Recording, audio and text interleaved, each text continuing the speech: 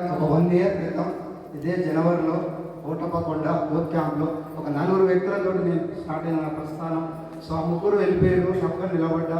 So ఈరోజు నిజంగా గురువుగారి యొక్క మాటలే ఎందుకంటున్నానంటే, సో బిఫోర్ వెస్ట్ నాకు ముందుగా నా పేరు బాల వెంకటేష్, ఉండేది హైదరాబాద్లో.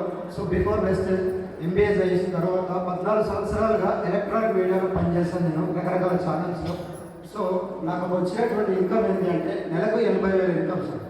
సో నెలకు 80,000 ఇన్కమ్ వస్తున్నప్పుడు నా ఫ్రెండ్ ద్వారా పరిచయం అయింది ప్లాట్ఫామ్.